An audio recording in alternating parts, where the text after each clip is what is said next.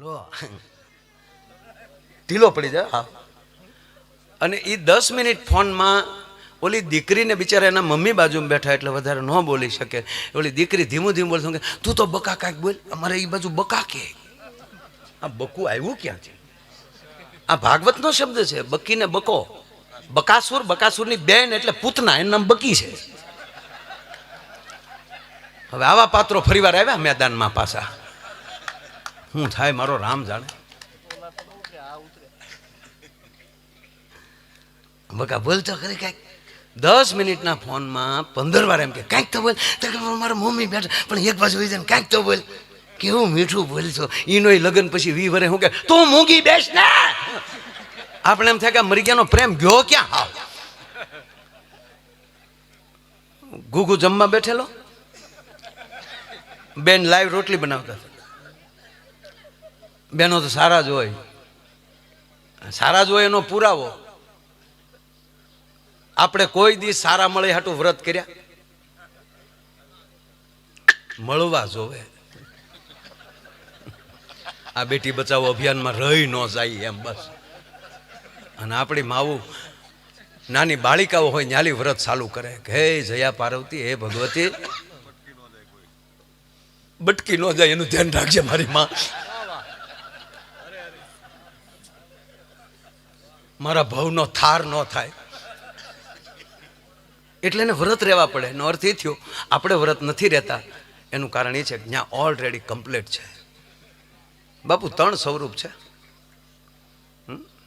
તમારી ઘરે જ્યારે જન્મે છે દીકરી, એ તમારી શક્તિ છે, તમારી લક્ષ્મી છે. પરણીને કોકના ઘરે જાય જ્યારે એનો કુળનો વેલો વધારવા આવી તમારી કુળદેવી છે.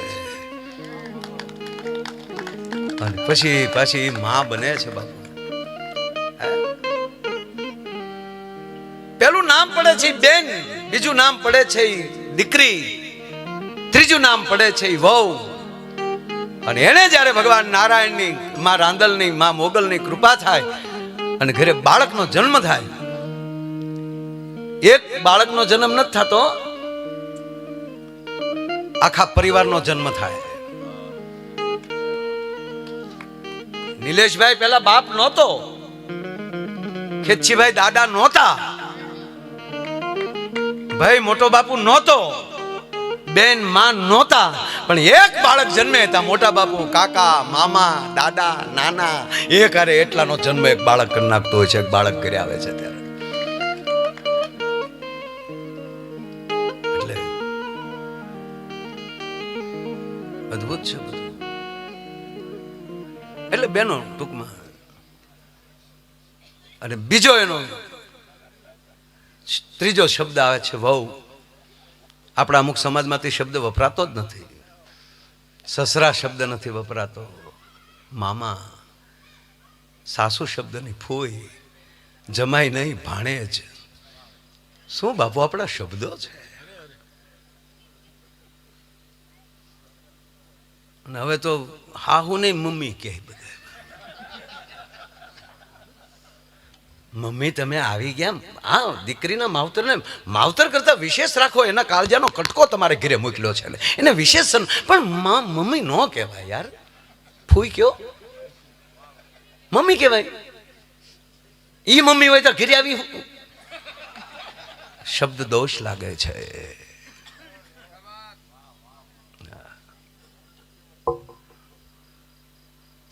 પછી બાળકનો જન્મ થઈ જાય પછી એનું ચોથું નામ પડે છે, એ છે માં. પછી માથી મોટું આ દુનિયામાં કોઈ નથી. માની માં હોય એને બાપુ નાની કેવી પડે છે. માની માં હોય એને નાની માં. એટલે બેનો સારા હોય તો રોટલી વણતા હતા. ઓલો ઘૂઘુ જમતો હતો બેઠો બેઠો. અને અમુક તો બાપુ ઉપેલી ખીજાવા હાટું જ આવ્યા. કારેક વાઘમાં આવે કોક પછી બધું. એક છોકરાને એના બાપા મારતા હતા. 17 વર્ષનો છોકરો, ભડ ભાદર. એને બાપો પરોણે પરોણે મારતો હતો. ઓલોય પણ પારેટી ભાઈનો પાડો રગે એમ. એ બાપા રેવાય. વાસણભાઈ જેવા પાડો હતા, દિવાલું ઠેકી ઠેકી હું કામ મારે હાને કે કાલ પરિણામ છે મારા છોકરાનું 12માનું. તો કાલ પરિણામ છે તો આજ હું કામ મારતા, કાલ હું બહાર ગામ જવાનો છું. એ બાપને ભરોસો કેવો હોય છે કે આપણો વિડીયો જ હોય એટલે આજે ઘાણ કાઢ લઈ આનો.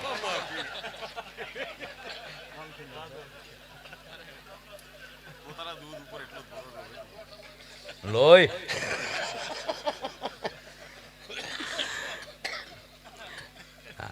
ઘણાને એના છોકરાને ખીજાતા હોય ને કે ના પાછો કોલેજમાં ના પાછો, ત્યાં એના છોકરાને મમ્મી બોલે તમે 8 પાસ હતા ને અમે અહીંયા આવ્યા છીએ.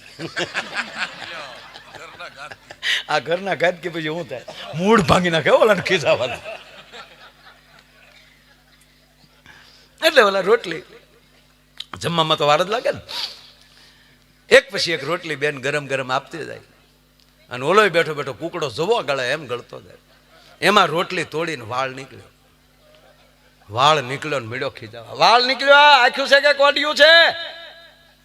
એટલે એની પત્ની કીધું કે મૂકી ગયો ને એક બાજુ બનાવું જ છું. મૂકી ગયો એટલે આવી રીતે ઘઉં બગાડવાના? પણ ગરમી છે એટલે મારો જ હાથ વયો ગયો છે, મારો જ વાળ હશે, તારો વાળ હોય તો ખાઈ જવાના. પણ કે શું કામ રાડ્યું નાખવા વાસણ ભાઈ ને સાંભળે તમારા બાપ.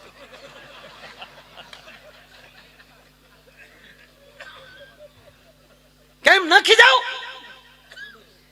આવી રીતે પથારી ફેરવી ત્યારે મોંઘવારી કેટલી પોગી અને આવી રીતે રોટલી બગાડી નાખવાની? વાળ કેમ આવે? તમને પગે લાગુ, મારો વાળ છે, મારો હાથ આમ વયો ગયો હશે, કહું છું તારો વાળ હોય તો ખાઈ જવાનો. ત્રીજી વાર બોલ્યો એટલે બેને વેરણા ને બેરણું મૂકીને બાજુમાં બેસી ગઈ.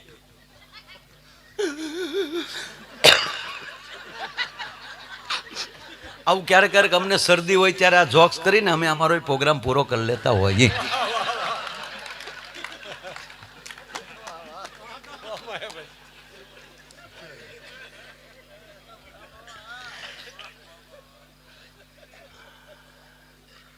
બાજુ બેસી ગયા.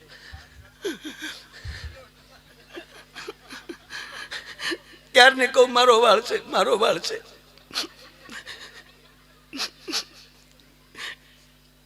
22 વર્ષ પહેલાના દિવસો યાદ કરો. મારી ઘરે તું ને તારી મમ્મી બે જોવા આવ્યા તો તેથી કેવા મારી લેટીએ પીટીએ કરીને બેઠો હતો. 2 વાર પૂછું ત્યારે 1 વાર ખાલી આમ આમ જોતો હતો. અને એની મમ્મી તો એવા વખાણ કરતી હતી, એની મમ્મી તો એવા વખાણ કરતી હતી કીર્તિભાઈ. હું કોઈ દી ઘરની વાત ન કરું ભાઈ, પણ મોટા માંગણી રાખીને બોલાવે સા. હું કોઈ દી ન બોલું ભાઈ, આવું મેં કોઈ દી નથી કર્યું, આજે જ કરું છું. આ બાપ ને આમાં ગલોટિયા ખાવ છું મારા બાપ. હા હા ગલથોલ કરું છું, તમે રાજી થાવ. બેઠા બેઠા ક્યારે ને કહું ગામ સાંભળે પણ રોયાને નાથ મોરડો જ નથી, ધમમ ધમમ જ કરતો ગમે. અને ભાઈ જોવા આવ્યા ને ત્યાંની મમ્મી કહેતી, ત્યાંની મોમ, આની મોમ મને કહેતી મારા દીકરાને ઇંગ્લિશ સિવા ફાવતું નથી. અહીંયા આવ્યા પછી ખબર પડી ઇંગ્લિશ સિવા ફાવતું નથી આને.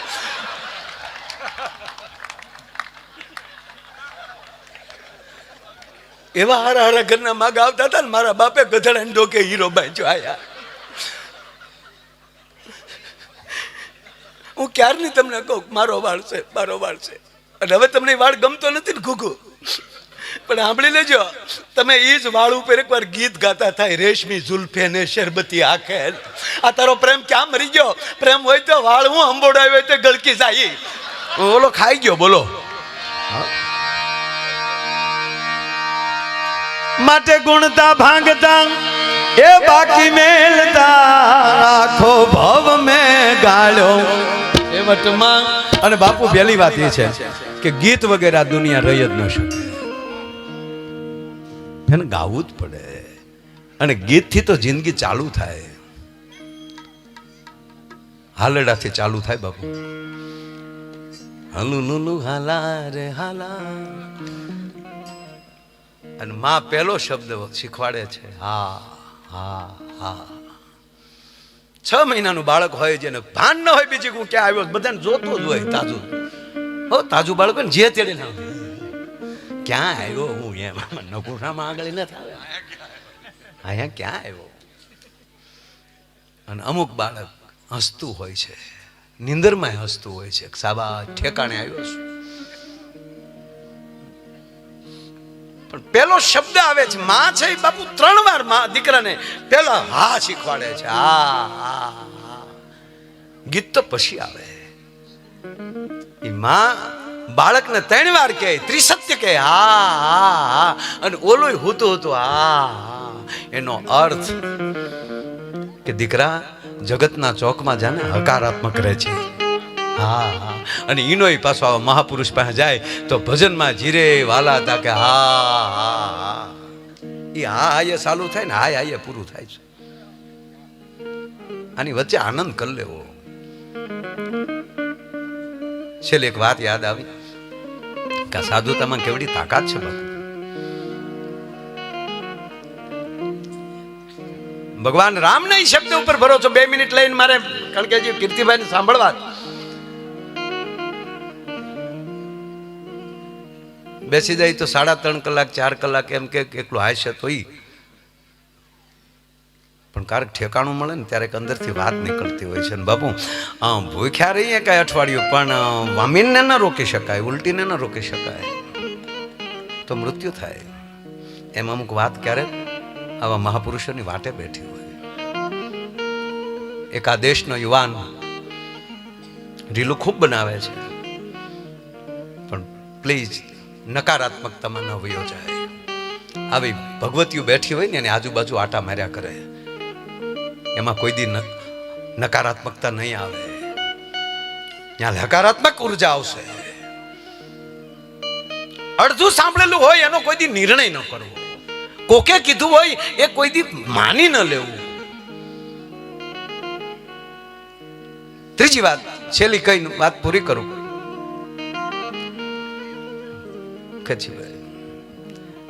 કે આપણે રાજા દશરથજીના તો મહારાજ દશરથના તો દીકરા નથી ને, આપણે રામના ભાઈ નથી, સુમિત્રાના જાયા નથી, શેષ નારાયણનો અવતાર નથી, લક્ષ્મણ તો ઈ હતા.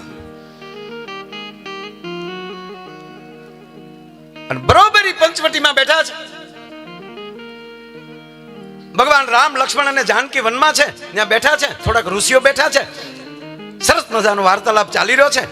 અને એમાં ઓચિતા ભીલોના દીકરાઓ, વનવાસીઓના દીકરાઓ દોડતા દોડતા આવે છે. પ્રભુ, ભરત અને શત્રુઘ્ન અયોધ્યાથી સેના લઈને આવે છે. હે શબ્દ નીકળ્યો.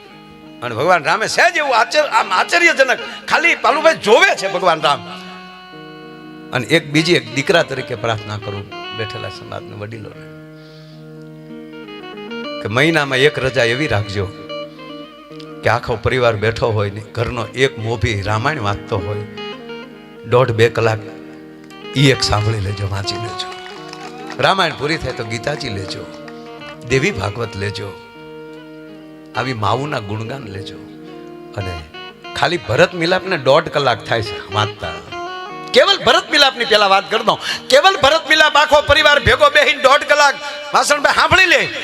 અને 1.5 કલાકનો પ્રસંગ આખો પરિવાર બેહીને એકવાર રામાયણ માલી સાંભળી લે. અયોધ્યા કાંડના 227માં દુહાથી આ પ્રસંગ ચાલુ થાય. એ 1.5 કલાક તમે સાંભળી લો.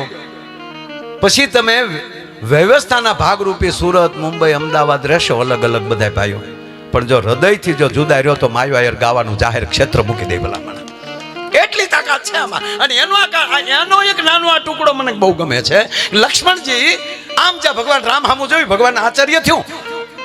અને એટલી વારમાં લક્ષ્મણજી બોલે છે, સ્વામી મારા નાથ, તમારી આજ્ઞા વગર બોલું છું. શું સમજે છે કઈ કઈ નો દીકરો? લક્ષ્મણ બોલે છે બાપુ. આપને તો ખબર હોય પણ બોલે છે લક્ષ્મણ, આપને આજ્ઞા વગર સ્વામી બોલું છું. શું સમજે છે કઈ કઈ નો દીકરો? 100 વર્ષ પછી પાછા તમે ગાદીએ ન બેસો, એને અવિચળ રાત જોવે છે. અને એ તમને એકલા સમજીને આવે, ભૂલી ગયા એને હાર્યા કોણ આવ્યો છે. એ માફ કરજો નારાયણ, એ તમારું પદ જીરવી ન શક્યો. ઓચિતા ગાદી મળે ને જીરવી ન શક્યો. અને જે જે રાજાઓ પદ નહોતા જીરવી શક્યા એના નામ લઈશ લક્ષ્મણ. અને હજ તો ઈ થાય કે ભાથો મીડ્યો બાંધવા. લક્ષ્મણજી ભાથો બાંધ્યો. લક્ષ્મણજી જટા બાંધી લીધી અને ભગવાન રામના ચરણમાલી રજ લઈને પોતાના મસ્તક ઉપર ચડાવીને એટલું બોલ્યો કે નારાયણ, ભરત અને શત્રુઘ્નને જીવતા જવા દઉં તો તમારા ચરણના સોગંદ છે. જેવી રીતે હાથીના ઝુંડ ઉપર હાવજ ખાપકે અને હાથીઓને વીખી નાખે, એમ એની સેનાને વીખી નાખીશ. જેમ તેતરના ટોળા ઉપર બાજ ખાપકે અને જેમ તેતરના ટોળાને વીખી નાખે, એમ લક્ષ્મણ વીખી નાખશે. રામને બોલવાનો મોકો નથી આપતા. કોક દી રામાયણમાં જોજો તમે. બાપુ દેવતાઓને બોલવું પડ્યું વચ્ચે, આકાશવાણી થઈ, લખાણ સાવધાન. વિચારા વગરના વેણ કાઢવાય લક્ષ્મણજી આત્મહત્યા જેવું છે. લક્ષ્મણ કે હો, અને હવે રામ બોલે છે, કોની ભેગો છો ઈ તો જો. આ મારો મર્યાદા પુરુષોત્તમ રામ. હાલો બાપુ. એ લક્ષ્મણ, પદ જો હારે હતા, સેવા કરતા હતા, રોજ પગ દબાવતા હતા, જેના માટે 14 વર્ષ નિંદ્રા ન કરવી એવું વ્રત લેનાર, પરિપક્વ બ્રહ્મચર્યનું પાલન કરનાર ને જતિત્વ પ્રાપ્ત કરનાર વ્યક્તિ બાપુ ગમદીને એક જ વિચારમાં હેઠાવી ગયા કે લક્ષ્મણ, રાઘવ બોલે છે, રામ બોલે છે કે સાંભળી લે લક્ષ્મણ, આ બ્રહ્માજીએ જે સૃષ્ટિ રચી છે ને, એમાં જેટલા જીવ ઉત્પન્ન કર્યા ને બ્રહ્માએ, એ તમામ જીવોમાં મારા ભરત જેવો એક પણ જીવ પવિત્ર નથી. રાઘવ બોલે છે. અને બાપુ હવે જે રામ બોલ્યા એ ગમે ને એટલું કહેવા હાટું મેં આ પ્રસંગ લીધો. અને પછી જે રામ બોલ્યા છે સોંપાય છે. લખન, તમે ક્યારના કહો છો કે તમારું પદ નથી જીરવી શક્યું. પદ કોણ ન જીરવી શકે કે જેને સાધુનું ચરણ ન સેવ્યું હોય. તો મારો ભરત તો પરમ સાધુ છે. જે આવા મહાપુરુષોની નજીક રહેશે એ કોઈ દી એને પદની ઓલી ના હોય. વાસણભાઈ કાલ પદ ઉપર આજે એને બીજો હોદ્દો મળી ગયો, એમાં ફેરફાર ના થાય. જિંદગી આખી વહી જાય ગમે કોઈ પણ વ્યક્તિને. હમણાં હું બાપુ પાસે બેઠા હતા, અમે ધોકા નદી, એટલે બાપુને મેં કીધું કે બાપુ સંસ્કૃત રામાયણનો પ્રસંગ કાક બાપુએ એવો મઢ્યો છે. બરોબર રાવણ છે એ ભરી કચેરીમાં નારાજ થઈને બેઠા છે અને એના મંત્રી માલવંતજી પૂછે છે કે મહારાજ લંકેશ કેમ અહણાર કેમ છો, નિમાણા કેમ છો? માલવંતજી, મેં શામ દામ દંડ બધા પ્રયાસ કરી લીધા સીતાજી માટે, પણ સીતાજી મારી હામું નથી જોતા. હવે મારે શું કરવું જોઈએ? ખરેખ મહારાજ સાવ સહેલી વાત છે તમારા માટે. તમે તો ધારો એનું રૂપ લઈ શકો છો. હા, તો રામ બનીને જાઓ ને. તમે રામ બનો. અને કાક બાપુએ શું એમાં વર્ણન કર્યું છે એમાં નથી જવું સાહેબ. ક્યારેક કાગવાણીમાં નોક્યું કરજો. રાવણ કે હા એ બરાબર છે, અને જાય છે રાજમહેલમાં અને બરોબર એમ કહેવાય કે રૂપ ધારણ કરે છે રામનું. પણ આમ જ્યાં દર્પણ સામું જોયું, ફટાક દિન પાછું એમ કહેવાય કે રામના રૂપમાં નીકળી ગયા, રાવણ થઈ ગયા અને પાછા કચેરીમાં આવી ગયા. માલવંતજી કે મહારાજ કે ના ઈ રહેવા દે. મહારાજ શું થયું? કે ખોટો ખોટો રે હું તો રામ બનો ત્યાં બોલ્યો, હાચો હૃદા માંગાવે. માં સીતાજી મને એ માવડી ભાગે મને વનનો માર્ગ બતાવે. જા રામનું રૂપ ધરું ત્યાં તો રે રે રે મને એવાય સંકલ્પ આવે, એવાય સંકલ્પ એ આવે રે મારા હાથ મને અટલાવે. રામનું રૂપ ધરું ત્યાં તો રે રે રે મને એવાય સંકલ્પ આવે. મને કે હા બરાબર બાપુ. મેં કીધું બાપુ રાવણ ખોટું ખોટું રામ બન્યા તો એનો આવો સંકલ્પ આવ્યો. તો બાપુ મારો પ્રશ્ન એ છે, વર્ષોથી મને થાય પૂછું ન પૂછું, તો માં જાનકીનું અપહરણ કરવા માટે રાવણ જ્યારે સાધુનો વેશ ધારણ કર્યો ત્યારે એની પરિસ્થિતિ શું થઈ છે? બાપુએ જવાબ આપ્યો કે બેટા સાધુ હતો ને એ રેખા ન ઓળંગે. એને ખબર છે કે મારો વેશ સાધુનો છે, નકર રાવણમાં તાકાત હતી લક્ષ્મણની રેખા ઓળંગી શકવા નહીં. પણ રાવણે વિચાર કર્યો અને પડસાયો હોય ને એ રેખા ઓળંગી જાય. ન્યાય જાનકી નથી, ત્યાં પડસાયો છે. મને કે બેટા કોઈ આરે કોઈ ન બોલતું હોય અને એ હેઠા પાસે હાલ્યો જતો હોય તો એ પડસાયો તો હેઠાની અંદર વયો જવાનો. પડસાયાને દિશા ન હોય. અરે જો માં જાનકી જો રેખા ન ઓળંગ્યા હોત તો હું વિશ્વાસથી કહું કે રાવણ પાછો વયો જાતી, રેખા ન ઓળંગે. એને એ મર્યાદા રાખી. અને ત્રીજી બેટા વાત એ છે, જાનકી ભક્તિ છે. અને રાવણે નક્કી કર્યું કે ગમે એવડા થાય તો ભક્તિ ન મળે. ભક્તિ જોતી હોય તો સાધુ જ થવું પડે, એ વગર ભક્તિ મળી ન શકે. અને એ ભજન અને ભક્તિ પાછું બધું ભેગું થતું હોય એવું આ ચારણનું ખોરડું છે, જ્યાં ભજને છે, જ્યાં ભક્તિએ છે. અને એને ખોરડે આવા મહાપુરુષોના આજે આગમન થયા હોય, એવા કલાકારો પધાર્યા હોય, એવા હાકીમ જેવા મહેમાનો પધાર્યા હોય. અને દેવરાજભાઈ ગણપતિ વંદનાથી શરૂઆત કરી. અને આવતા હું થોડોક મોડો, થોડુંક ટ્રાફિક ને બધું તે થયું. 2-2:30 વાગે તો સમૂહ લગ્નમાં તો નાઈટના લગ્ન હતા. નાઈટમાં જવું પડે ને કે રીલ બને. આને ના જ્યારે કઈ લેના દેના નથી. પણ અમારી આ નાઈટ છે, આ બધા બેઠા. આવો 18 વરણમાં કાંઈક ને કાંઈક કળા છે એ ભેગી કરીએ, એનો થંભ બનાવીએ, એને ભક્તિથી ધગાવીએ. અને પ્રહલાદ જેવાને કંઈક બંધ ભર અને ફરીવાર પરસો નરસિંહ પ્રગટ થાય અને દેશનું કલ્યાણ થાય. અને એવા જ આજે ફરીવાર નિલેશભાઈના ઘરે આવો ઉત્સવ છે. એના દીકરાના જન્મદિવસની ખૂબ ખૂબ વધાઈ સાથે મારા શબ્દોને વિરામ આપું છું. મને બોલવાનો અવસર મળ્યો, હું ધન્યતા અનુભવું છું. અસ્તુ. જય શ્રી રામ, જય માતાજી, જય મા મોગલ.